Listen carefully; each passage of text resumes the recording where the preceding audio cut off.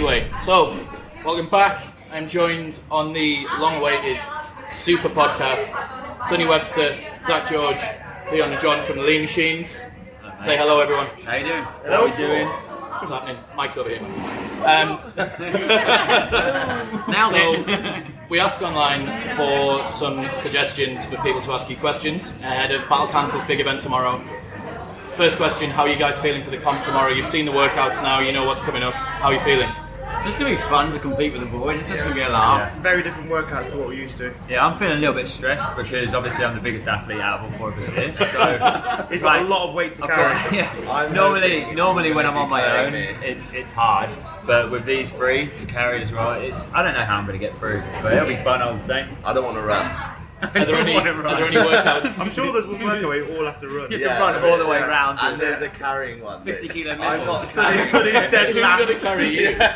Yeah. They'll be sweeping up when I come across it. I made it. Then I get just in time for next year. So. Yeah, fantastic. So, we asked on Instagram for some questions from people, and we got a mixed bag. Some sensible ones, some less sensible ones. Someone asked, what are the best supplementing exercises to an overhead squat? Let's start with a serious one. God, I guess that's coming at me. Yep. Okay, so for me, favourite exercises for overhead squat would be behind leg press in snatch grip.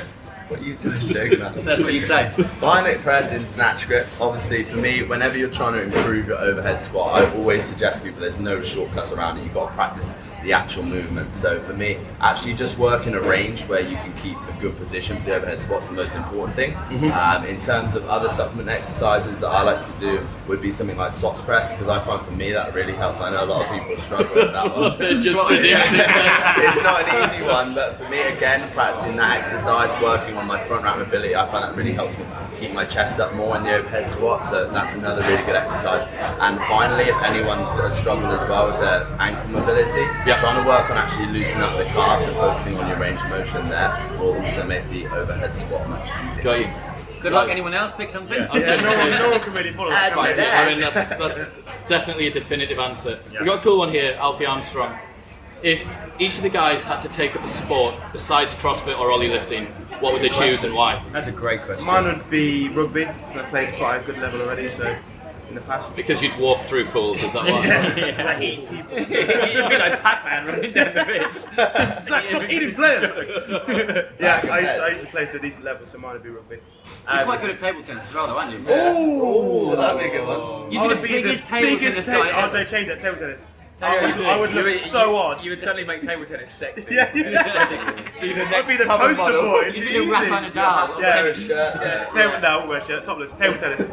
I used to box, but back in the day when I used to box, I didn't really have the head for it, as in like mentally. So I would probably go back to boxing because I think now that I've got the attitude and the awareness that I've got, I think I'd absolutely smash it. So I'd definitely go back to that. That's cool. Torn between snowboarding and basketball. Oh, those are too cool. They're just too I'm cool, that's why. You've just chosen the coolest one. Basketball, Nice. Awesome. What would yours be, Sonny? Formula One. Oh, nice. Formula I'd One. love to be a Formula One driver. That would be. Is that because they get sponsors off like Cartier and Yeah, get anyone. For anyone who doesn't know, Sonny has spent most of the weekend bouncing between different top-level designers. He's going to Versace's house later on before he... He's flying over to Richard Branson's island. Yeah, he's on Richard Branson's island. He came in by winged horse earlier, actually.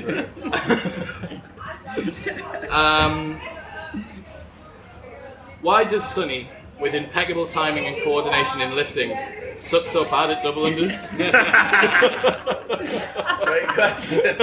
Great question. Oh, it's because I don't have the right rope. I'm blaming my equipment. He's that tradesman, bad work. I once had this heavy rope, which I could actually do like 30 or 40 double unders on, and I was happy. And then I lent it to my friend for one of the open workouts when I was like skipping and something, and he snapped it. And ever since then, I haven't got a new rope. I want a new heavy rope, and I'll get them back. So what he's saying is that a normal rope is too light for him. Yeah, basically just not double unders. I've been doing that. Double unders aren't hard enough. Even that was wrong. Yeah, I jumped and I was like, I was jumping and going. Yeah, no, it didn't work. Right, let me have a look. Skipping.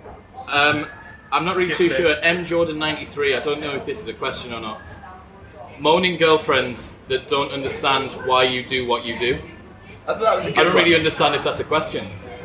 It's probably more talking about like how you deal with relationships. It's probably best from you boys Like, to me being the single. Rose, my partner, couldn't be any less bothered by exercise. Like, she doesn't enjoy it, doesn't do it, and she gives me zero shit for doing it. Like, she's like, it's your thing, you do it, and I don't push her into it. So I think that comes down to who your partner is, really.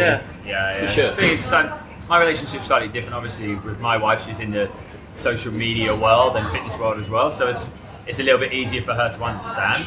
But also, you know what? I think regardless of your trade and what you do, somebody should always just support it. You know, and if you've got, as John was saying, if you've got a partner who gives you crap for going to the gym, it's normally because they're quite insecure about themselves. If they give you crap about your job, unless, you know, not generalising, unless you're like a topless waiter or something, then it's still. I think it must be hard though, being like, because I've obviously had 2 long relationships while I've been doing my sport, and I think that it must be always hard for whoever you're with to realise that they will always come second best to what you're doing. Yeah, especially when you're a top level athlete as well.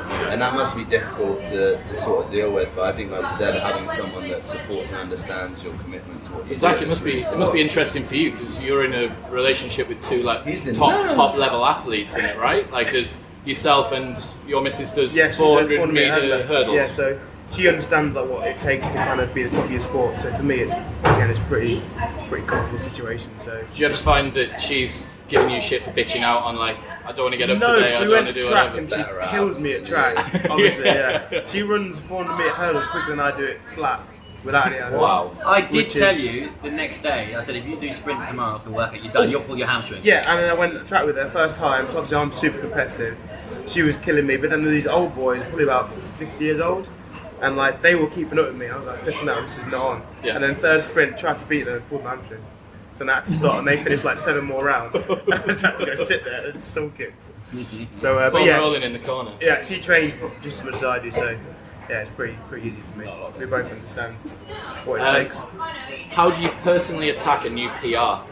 You PR'd today. Yeah, I did PR today. Have a knocko warm up for about 90 seconds and then. Yeah, well today, had a knocko, warmed up for 2 minutes. I missed one. Sonny, I'll let you talk about your optimal warm up strategy afterwards. Yeah, I normally warm up for about 40 minutes. Just so I'm not a mobile person at all. I'm like, Sonny's pissing himself. I've seen you cold bar 160 before at body power. but I think getting PB is a lot of it's down to atmosphere as well. Like, Yeah. I normally PB when I'm with these boys, just I because think the atmosphere is so much better. You've either, like, obviously mine are a lot lighter than Zach and Sonny's, but I think you hit it or you miss it before you even lifted it. It's completely in your head. Like, whether if you've got a doubt, then you're going to find a weak point. Yeah. Most of the time when I PR, when it's like a heavy lift, it's either when I'm with Zach or Sonny, and it's not anything that they're saying or doing. It's purely just, well, it is what they're doing. They're lifting weights so heavy that when I'm going up to my measly 90 kilos for a snatch, I see them warm it up and barely bend their knees to get it. So it's like you just approach it, you go, well, if I don't get it, I don't get it. It's like it strangely doesn't feel heavy anymore. I get that. When you see what those guys are throwing So around. are we saying get a team behind you, get some people in the gym chanting, get some good music Yeah. going, Yeah. and get the atmosphere going? And train with stronger people. Yeah, if you want to be better at anything, you always train with people that are better than you. Yeah. Or people that can at least shout loud. Yeah. I think for Get me out. as well, like before I even go into the gym, I've got in my head, right, I'm gonna PB today. Like you get that buzz or that feeling. Like the other day, like it was like 6:30 at night, and I was like, I'm gonna go and jerk 205, and I literally wasn't even planning to train. I just thought, fuck it, I'm gonna do it. Yeah. Took my kit bag, went down, had a knocko. I was down Went straight up and warm up. Have you missed something there? What weight was your first lift that day? What? What weight was your first lift? I actually took my time, started at 70. Started on 70. 70. Went 70. Took your time. 70, 100, 120, 40, 60, 70, That's 80, a 90, really long warm up. Yeah, that's a That's marathon. incredibly. I saw you do. When you got to get to 200, mate, there's a lot of jumps. Well, when you did on the Wolverstone stand at Body Power, Yeah. 140 cold, 160, 170. 170 was what you needed to get, and so it was two warm-up sets and then Yeah, it's not sensible, but I just didn't want I don't know how your body takes it. That's phenomenal. I find it so psychological though, for me, though. I think it's quite impressive, like having chatted to you a lot about your training and stuff recently, about the fact that you seem to never really get knocked off.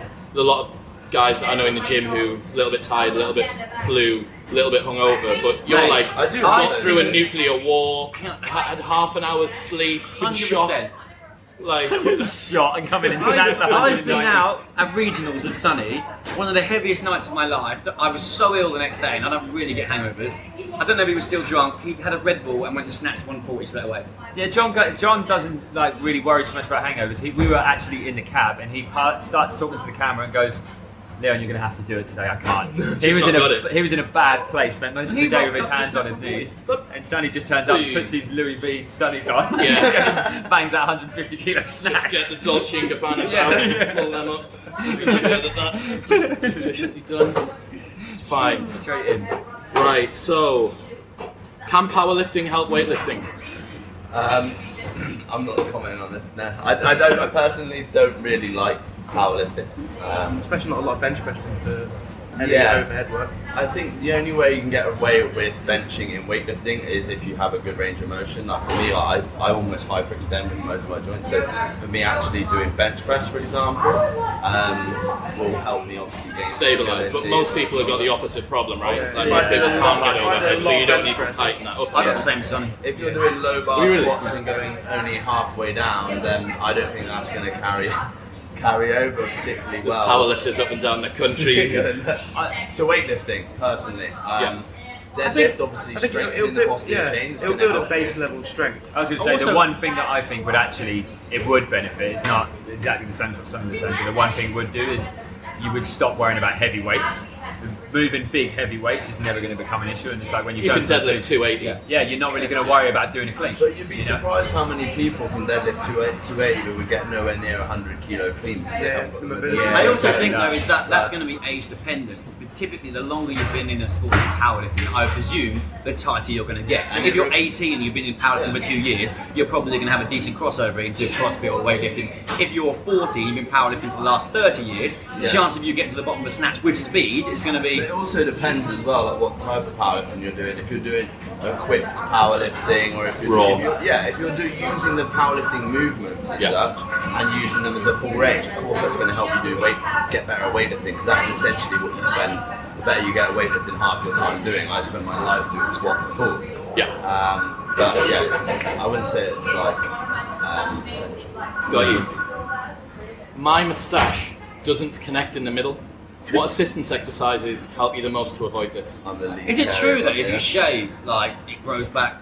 It gets thicker. I don't know if That was like a rumour of everyone in school, wasn't it? Like borrowing it. your dad's razor. Yeah, that's why I absolutely crapped myself the first time I shaved my toes. Because Why did you shave your toes? One of the girls, I I've shaved fancied my one of the toes. girls at high school, and she spent. was just hanging out one day, and I remember her saying that she hated it because her dad had ugly feet because he had hairy toes. So I went home and shaved my toes, and now my big toes are like super hairy. Leon, I True story. Talking of shaving body parts, it would probably be an apt time to explain what happened at Naked Probably Shoot. wouldn't. It probably wouldn't be an app. One of the funniest things I've ever seen in my life. Do you want me to tell it if you're not going Come to? on, go for it. So first photo shoot Leon and I ever did, it was for Attitude magazine, which is a gay magazine. It was basically to promote sexual awareness and sexual health. Like, will you do a photo shoot? It was like, never done one before, but hell, why not? And we thought, it'll be a naked shoot, but you'll be covered up. And no, it was You'll like, wear get the kit off them pants or boys. And obviously Helmets Leon out. thought I'd have a little bit of a trim up. And I think, you know how sometimes you just take things too far? And he just kept going and kept going, and basically he took his trousers off, and everyone was like, it was literally like Hitler's moustache, just on top. It's just a little box. It looks like somebody just put a little hairy oxo cube above, just on the face of. I looked at him, I looked up, and just We're holding this rope at a time, like it's a big rope. So it's like, this big boat ferry rope, whatever it was. We're leaning away like we're doing a really cool tug of war as you do starkers. We're leaning away, and he just suddenly, I just see we're just staring at each other because we're like, this is so weird, and I just suddenly see his eyes go. And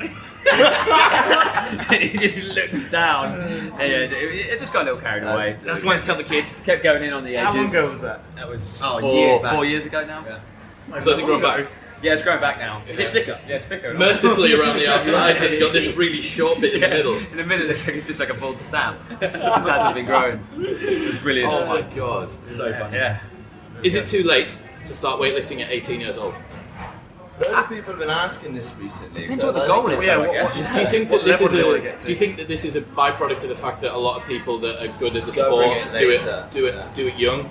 Like you talk about the fact you've done it since you were 11, 12 years old, etc. Of course, for me, Been doing it for 3 years, comes so naturally. But at the end of the day, more and more people are getting into weightlifting later. It depends, like, if you want to be a competitive top level weightlifter starting at 18, that is quite late. But then to say that, like, my old training partner Brad, he started at 18, and he went to the Commonwealth Games. So I don't think that's too late. It just, you need to be sensible and have, like, probably a background from another sport that's going to carry over, because your transition can be quite quick.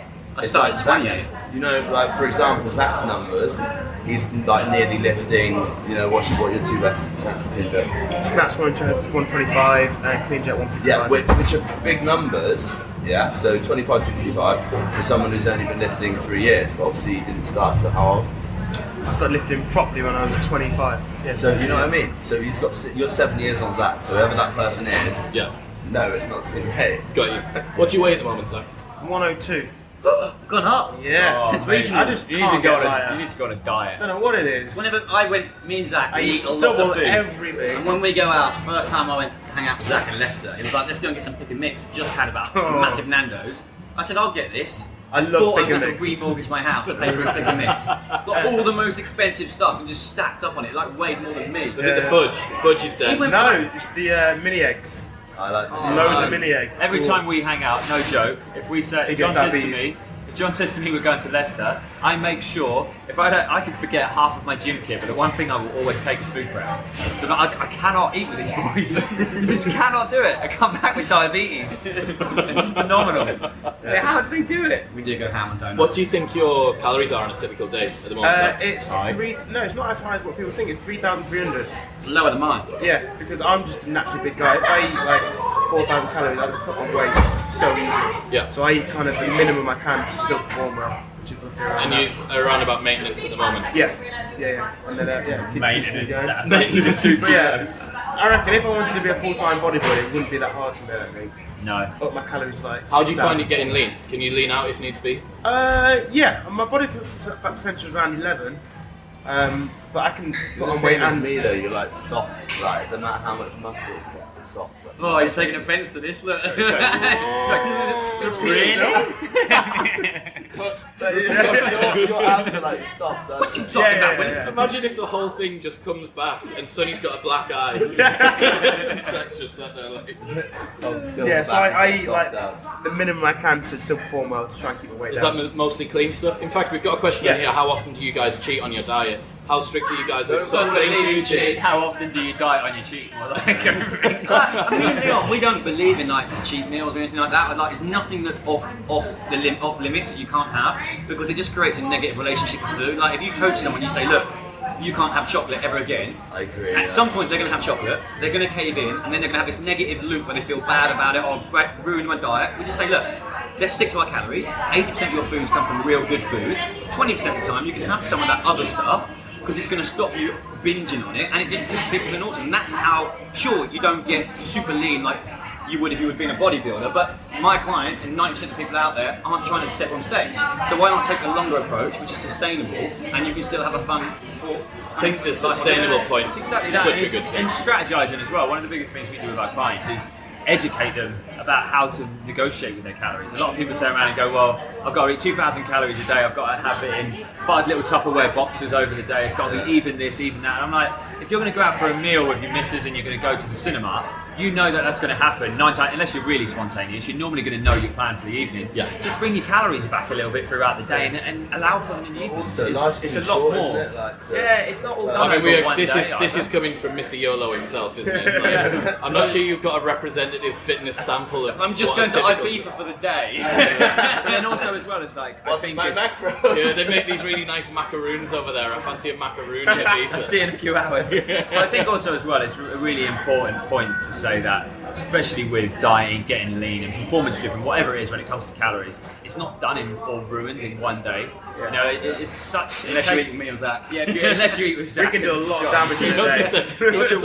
It's a week, it's a month, it's 2 months. So it's a cumulative phase. It's always better to be consistently good than to be awesome at times and shit the rest of the time. You're consistent, it's easier to do, and your results might not be as fast, but they'll be there and they'll stay for good when you get there. I think a lot of people, when they go, right, I'm going to go on a diet, they go so far the opposite of what they actually do. Rather than just trying to be like a tiny little bit better, maybe more consistent or improve just slightly less, you know, bad food, habit changes, slightly cleaner food, and just make small changes, and then it's actually something that consistently fits in with your lifestyle. It's like you intuitively eat healthy because you're used to eating healthy. You even trained yourself into that, right? Exactly. We want to win, so we set up lots of mini victories. I had a client recently, and they were drinking like 8 cans of Coke like in a day, and I was like, right, that's way too much. But Excuse me, I think I might know why you're gaining weight. But I'm not going to tell you not to have Coke now because it's like going cold turkey. So I said, what we do is we'll cut down the amount, we'll turn some to Diet Coke until we get down to a couple of times a week or whatever's suitable for that person. But it's the same with smoking. Like, it's very hard for a lot of people to go complete cold turkey. Sometimes you have to cut down. I think when it comes to diet and creating a calorie deficit, it's done with habits. And those habits don't just go, oh, tomorrow I've got a new habit. They take time, and it's okay to not be perfect all the time. But in the long run, you make those kind of positive steps until you sit in a good position. I get that. Do you think, going to a topic that we haven't touched yet today, bodybuilding, which is kind of, I guess, I don't hear the bodybuilding.com forums and like all of that kind of Ziz culture appears to have now, the new thing that's coming through is more functional fitness, CrossFit, weightlifting, stuff like that. Do you think that inherently in the bodybuilding diet mentality there is something a little bit unhealthy in that, with that flip-flop between the super low, super high? Yeah, I think a lot of people who do bodybuilding have a bad relationship with food after they kind of prep for a show or. It's one of those things as well. It's like, it's not even just about the relationship with food; it's a relationship with themselves. Yeah. So we all remember when we were at our leanest. You know, we've all got that one photo that we've got saved on the phone. We're like, I'm gonna get back to that. It appears 10 times on your Instagram feed. It's like monthly uploads. And it must be even harder for the guys and girls who have to get and prep and get on stage. You know, the amount of stress and how hard that is for them to even get to that point. You know, that's and they know that it's not sustainable, but they're like exactly as Zach was saying, they then get on stage and then they get told they're not good enough. You know, and they're in great shape. Like and then psychologically, It's brutal. I had someone come to me and ask me to coach them to step on stage, and I said I wouldn't do it. And I said, look, each to their own, but apart from probably Jamie Alderton, there's not really anyone that I know who can step on stage and then go back to having a normal relationship with their food. And I said to him, I was like, what I see is that I haven't walked that myself, but what I see time and time again is people diet, make their life miserable to get on stage, and then for the rest of their life, they compare themselves to one image. About the back when I look like calories this, of I that can't meal, wait to get back to this, and I've never seen them get back to that again.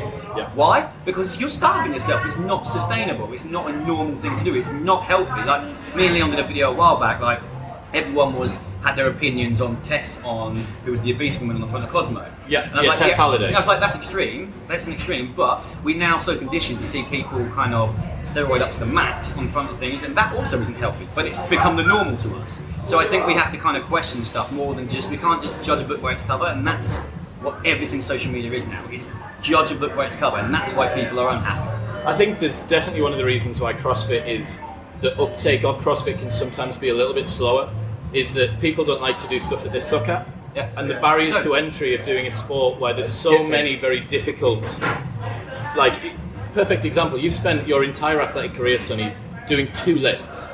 And, you know, that were almost exactly 2 lifts. Yeah. And you think, like, you can go into a gym and master a supinated bicep curl in the space of 3 minutes, having never lifted a weight before. So the barriers to entry for doing a sport like CrossFit are inherently a lot higher. But so many skills. But what's cool about it is that you're going to have something you're good at. Like, you could go in, Sonny and Zach could be super strong, but there could be an overhead squat mobility thing that those boys haven't got that I've got. Yeah. So there's every dog has Single their arm day. dumbbell overhead squat. Yeah. It wouldn't even happen. Rubbish with. I'd snap in half. Handstand holds, John kicks some handstand holds every. I think the thing that can be, learning. hard when it comes to CrossFit as well is that you've never really seen any documentaries and bio videos done about going to the gym because they're not sexy enough. But you've seen, like, if you've never done CrossFit and you see Fittest on Earth, you're going to be like, oh my Christ, how the hell am I ever going to do that? And it will put people off because they're like, well, if I can't butterfly pull up, they don't understand progressions, and that's the thing that I really enjoy with CrossFit is that you come in and it's not that level or nothing at all. Whereas in the gym, it's either a bench press or nothing at all. Yeah. Do you know what I mean? It's those mini wins again on the way, it's right? exactly It's the that. healthiest thing for me doing CrossFit because I'm never going to be the biggest guy. When I was in a gym and I worked there, all I was judged on was how much I weighed and what I could lift. I'm never going to feel good there. I'm never going to win. And I had a negative relationship with the gym, so I went into gymnastics, loved it. Then I found CrossFit. I was like, hey, shit! Like, Married everything I've been doing. there's stuff that I can do that One I'm thing good is at. love with the community of CrossFit within your box is one of the best. I don't things even as well. think it's just a box. You know, so Well, every yeah, box yeah. that we go to, Yeah. we're welcomed at. If I have not been to a box yet where somebody who I've not known and has not known me, obviously through the channel or something like that, and they've not spoken to me. I've never You've been to got a box common and not had a ground with conversation. everyone, right? Yeah, everyone has a conversation at some point. If they, even some of them might have to see you do a lift or do something, then they go, "Oh, what did you do when you do that?" Whereas like every time I used to go into the gym, you'd be looked at and it was just like, "Oh, how much is he benching?" Yeah. I'll go, "You have the 40s." They'll go get the 42s. Well, this- You'll get the 44s. Everyone's got headphones in. No one's really Yeah, talking. I Like, just- everyone's just looks like they've got beef with everyone. I was Like, writing something for a magazine today, and it came to my mind. It was like, I was talking about going in a gym, and if someone's doing something wrong, you give them advice, they feel offended. I've never been in a place like a CrossFit gym where you can give someone advice and then go, "Thanks, Yeah, mate, I really and from appreciate all- and it," from without all feeling levels like, as well. without it being a personal attack. yeah. It's just, I think it's a much more holistic environment for fitness, and it's a lot more about everyone's progressing together, as opposed to this kind of it's you on your own versus everyone else who's also on their own. Yeah, exactly that. Much more of a team basis. I think as well another great point is the fact that you can drop in if you do CrossFit. Or I'm going to guess that there must be kind of similar with weightlifting in here, and that the methodology is the same. But I've been in Hawaii, Bali, Thailand over the last 3 years, and I've done CrossFit in all of those like literally 3 corners of the world. Every single one of the places, even if you can't speak the language, everyone knows what you're doing. Yeah. Everyone's Heads on the welcoming. board, off you go. Yeah. And there you go. Like Yeah. wall balls is wall balls. Yeah. Like, you know, 9 kilos is here. It's the same in Hawaii. It's the same, Yeah. although it's lighter wherever you are. So Sonny has got to. What's Sonny going to do now? I think Sonny's just going to have I a think he's quick just gonna- afternoon yeah. tea with Cup of Richard the Branson. Queen, isn't it? Cup of tea with the Queen. Yeah, I think. Well, it's to wet the baby's head, right? The new royal Taking baby. a fucking piss, mate. So, guys, thank you very much. I appreciate your time. Good luck tomorrow. Battle Cancer. Thank you. When this Yeah. is out, everyone will know exactly how you've got on. But Yeah, no, thanks so much for having us. Really appreciate it. even if you don't win, you've definitely won most Instagram followers, I think, on one team. Yeah, I think So- we Will definitely have most chafed legs also. because mine and John's quads are so big. Heaviest, If you- heaviest team maybe will be heaviest team. If you want to Yeah, watch the probably funniest will, yeah. people Probably do will be. over and unders, I think me and Sonny will definitely be the funniest people to watch doing that. Oh, that's gonna be hilarious. Crawl under You someone tried and to jump get- over them. You tried to get underneath me. It's just, it turns into a piggyback, It's doesn't gonna it? get yeah. stuck. They're gonna Guys, need it. Thanks, John, Chris. Leon from Thank Lean you. Machines, Zach, Sonny, good luck this weekend. Thank you very much, boys. No, Thanks, we've got brother. it. Thanks, bye. Bye.